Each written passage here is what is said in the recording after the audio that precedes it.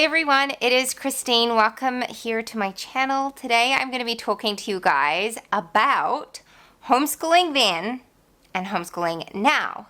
And to give a little more context to that, I was homeschooled. So from age, I think 11, right up through graduation, I was homeschooled. And so I have the privilege of experiencing that. And now I'm homeschooling my own children. And so I thought it'd be fun to do a video on how homeschooling is the same, how homeschooling is different, and just sort of share my experience with you. Yeah, it's just kind of a fun video today. So if you're interested, keep watching.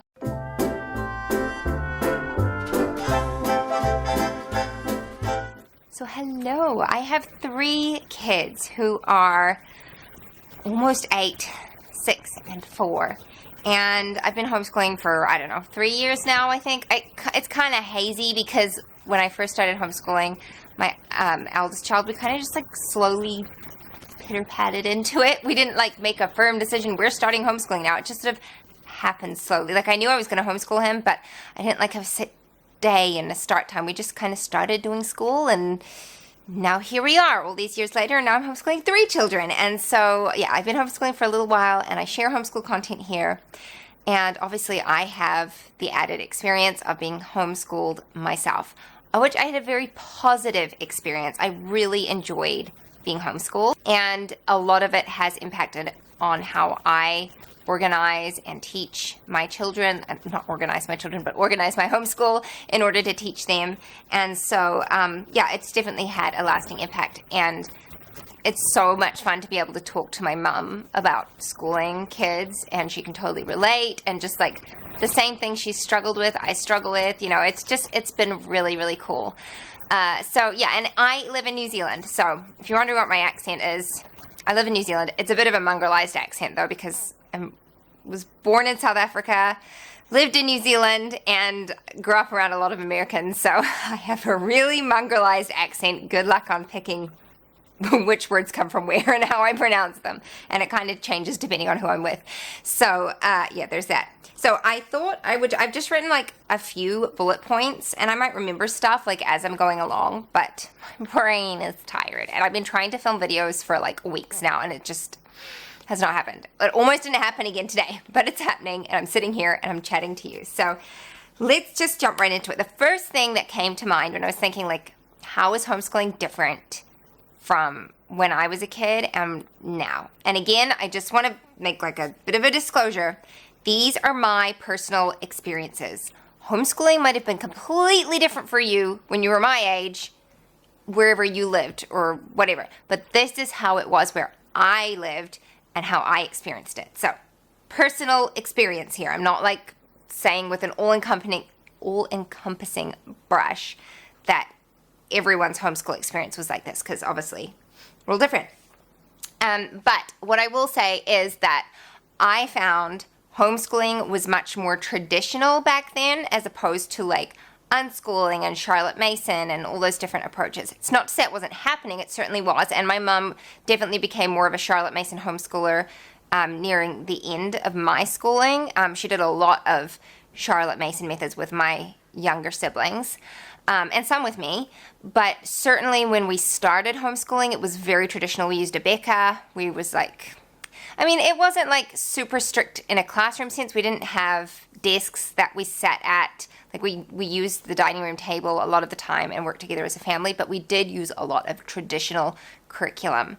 And lots of different homeschooling methods were only just really beginning to be explored. I don't know how many like homeschool students there were back when I was being homeschooled in New Zealand. It'd be an interesting statistic to look, and I know it would be somewhere, but I know there were fewer. And I would love to know like everyone's different reasons for homeschooling back then. But certainly a lot of curriculums, it was like a Becca, another one was like Saxon. I remember Saxon being one that a lot of people used for math, and ACE and their paces that they do. That was a very popular one back then. It's still super popular now, but more like traditional curriculums, certainly, and like traditional ways of teaching school were used back then than there are now.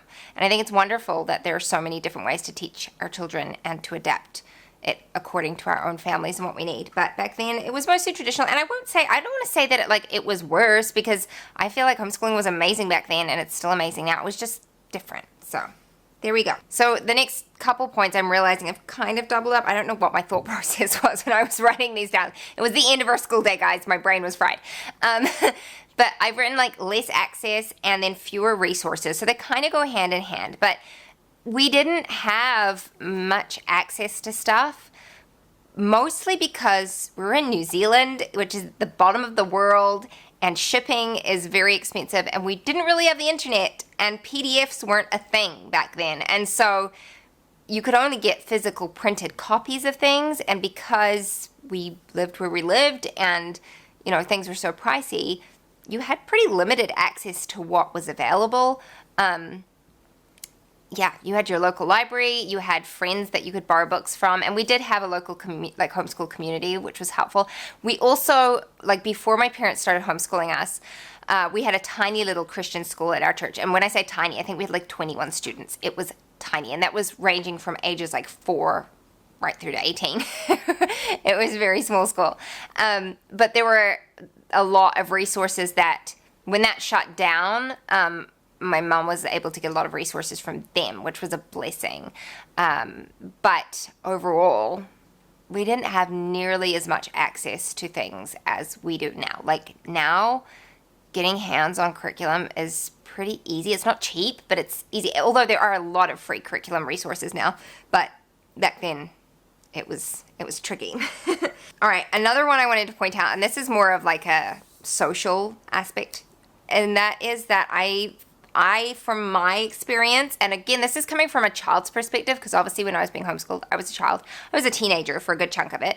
I would say that there was less judgment within homeschool communities, as far as not necessarily judging parenting in general, but in homeschool technique. I feel I don't really remember us all talking about how we were being homeschooled as much. And people really caring about it as much, as far as other homeschoolers. I'm not talking about outside influences who aren't homeschooling, but within homeschool communities, I feel there wasn't as much of this, well, if you're not using the Charlotte Mason method, then you're not doing it right. Or if you're not using a classical method of education, then you're not doing it right. There's far more of that now than there ever was back then. I just don't even remember it being a thing. It might have been a thing, but I don't remember it being a thing. At all. And there definitely were different homeschooling methods within the group that we were part of. Some were more loosey-goosey, I don't want to say loosey-goosey, but unschoolers. Some people were more relaxed, laid back with their education, in the sense that they learned through living and daily lifestyle as opposed to from workbooks. And then there were some who were super classical education oriented, and we were more traditional and then moved to Charlotte Mason. But there were those different methods, but it was just, I don't know, there was just no judgment. No one really cared. It was just whatever worked for your family. And I think that's how it should be, and it's disappointing to me that there's more of that judgment within homeschool communities now, because I don't feel like it was a thing when I was a kid. Okay, one really big one is that we didn't have the internet, or we had very limited internet right up until pretty much I graduated. And that is a major difference between now and then, because now we use the internet almost every day for some aspect of our schooling. Think about how many kids now use online math curriculums, and their whole school is online. They do, they have tutors and stuff that teach in that way. And we access a lot of digital products now, a ton. Think audiobooks and music and everything. None of that was a thing when I was a teenager or kid being homeschooled. It just wasn't. When we did have internet, it was dial-up, and it was incredibly slow. Incredibly slow. And then when broadband did become more mainstream, where I live in New Zealand, my parents moved rurally, and so we still couldn't get it, and our internet was even worse. I think we ended up finally getting satellite internet, but it was really, really bad. It wasn't until I left home at, when I actually moved out when I was 21, after I graduated nursing school, and I got my own house and everything, that's when I got broadband internet, and like I had fast internet for the first time ever. But before then, it was all slow dial up. And of course that affected our homeschooling, not in a negative sense because we didn't know any different then, but like you used encyclopedias, like off the shelf encyclopedias and dictionaries and thesauruses and like all of those kind of things, whereas now you can just do a quick Google search and it's there. So that was very different. And of course it affected homeschool curriculum because my mom could only order printed copies of things. You couldn't get PDF downloads. I am so grateful for the invention of PDF downloads because it has saved me so much money. And then I say that and I think, I wonder if maybe it hasn't saved me as much as it could because it's so really available. I can just buy it whenever. And so it, like, if I have to buy a printed curriculum, I have to like really think through it if I'm getting it shipped from the States because it costs so much. Whereas PDF curriculum, you're like, yeah, it's fine. You know, $8 here, $8 there, $10, $15, and it adds up. So who knows? All right. And then the last point I have down here is that we still had homeschool groups back then, but they were different from what I see. Not necessarily different to the homeschool group I'm part of now with my kids, but different from what I see in general. And I don't know if that is simply because we didn't have the internet and social media, and so we weren't aware. So I would love your feedback. If you're in the States and you were homeschooled, did you have co-ops growing up? And I don't mean about like a casual homeschool group that you get together with, but like dedicated co-ops where like parents are actively teaching specific subjects and things like that. Oh my goodness, my neighbors are being like obnoxiously loud. Sorry if you can hear that.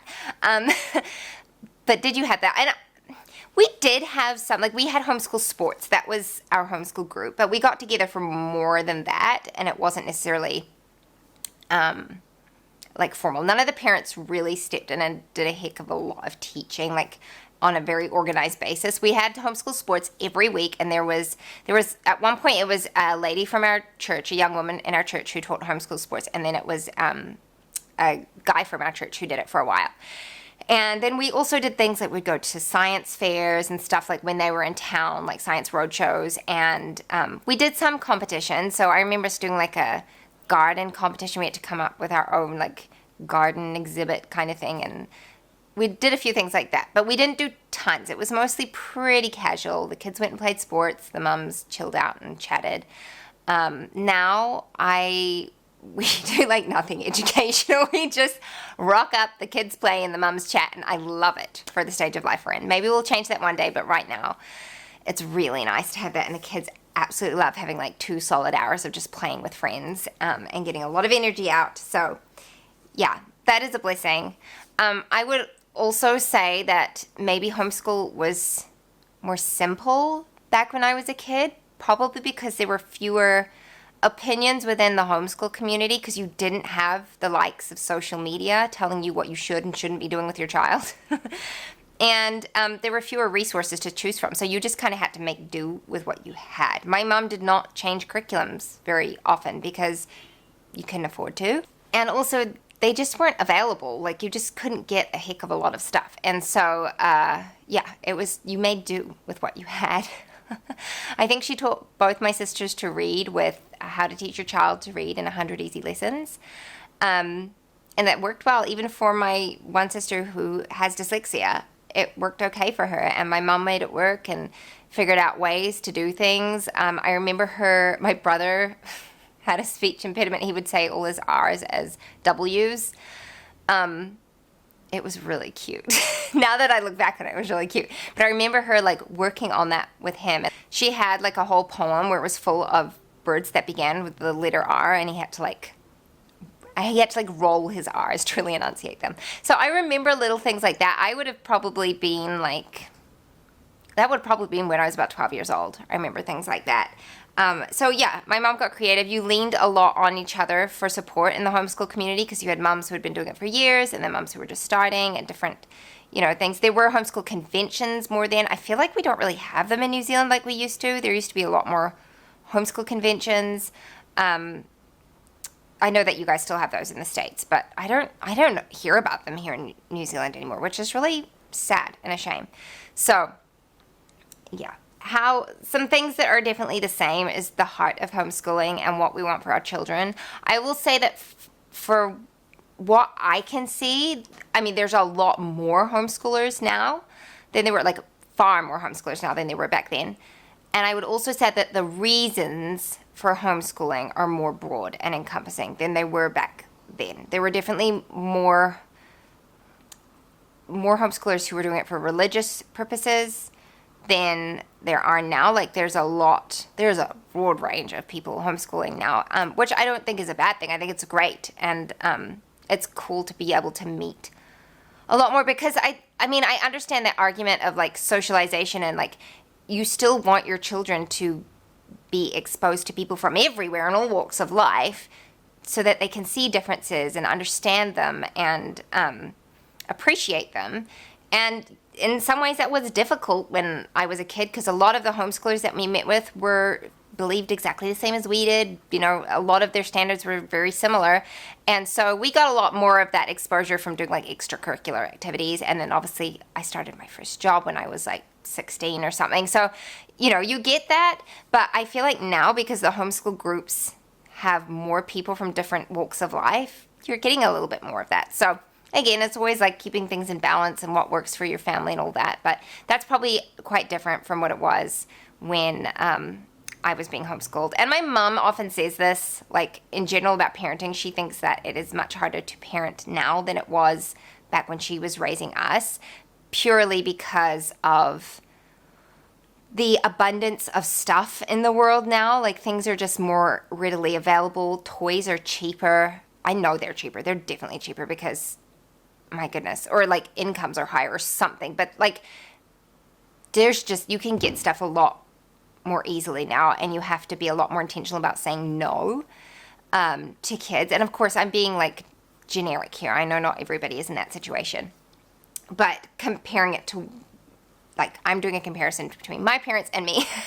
So there's that. And also, just like she said, there's so much information out there for parents. It's just overwhelming. And so sometimes that can happen with homeschooling too, and you have to learn to just sort of take what works for you and put aside the rest, and not play the comparison game, not get tempted by all the shiny, pretty things, and just really rest in what you know to be right for your kids and trust the process, because yeah, it can be hard. And I just want to speak to that a little bit.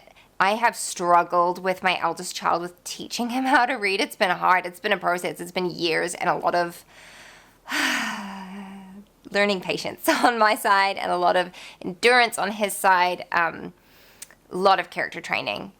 And I keep catching him this week reading all on his own, reading to his sisters, telling me about stories he's read, and I just want to like cry, because I didn't know if this day would ever come. And so even as somebody who was homeschooled, who had a younger sibling who struggled with reading and is absolutely great adult now, who can read and do all the things and is very intelligent and smart, even seeing all those things and seeing my mom work through it, it doesn't necessarily mean that you're not going to second guess yourself when you're raising your children and are facing similar issues.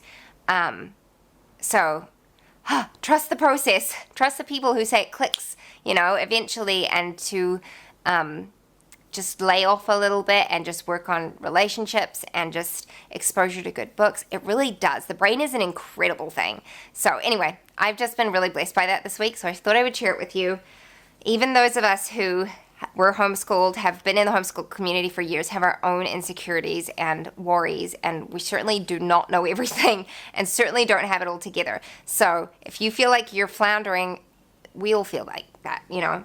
It doesn't matter how many years of experience you have, you still have moments where you're like, I don't know what I'm doing, is this the right thing? I've not yet ever felt like homeschooling was the wrong thing for my children, but there are aspects of it that I'm like, oh my goodness, am I doing the right thing, you know?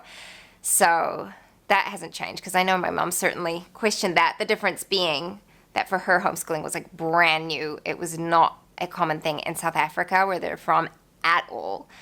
They got a lot of pushback from family at the time, who now all will say, wow, you did great. But back then it was like, what are you doing? So I'm thankful not to have that, because I'm surrounded by people who understand and agree with homeschooling. but back then it was very different for my parents. So yeah, that's just a little comparison between now and then. If you were a homeschooled kid, I'd love to know your experience. I'd love for you to leave some comments for me and just weigh in. It'd be really fun. I know not everyone had a positive homeschool experience. Like, I know people firsthand who didn't and who questioned homeschooling their kids, but have since come around to it again and are homeschooling them, but just differently than how they were homeschooled. So I guess that's really cool about it too, is just because it didn't work well for you doesn't mean that it's not going to work well for your kids, because you can change the way things are done. So yeah, I will say I'm homeschooling very similarly to how my mom did it, especially nearing the end of my homeschool journey as a kid. So yeah, it's funny. She and I are basically the same person. She just has curly hair. Anyway, thank you so much for watching, and I will see you next time. Bye-bye. What if the world had more of your smile? What if the wind could spread your love? What if your sweetness could reach everyone?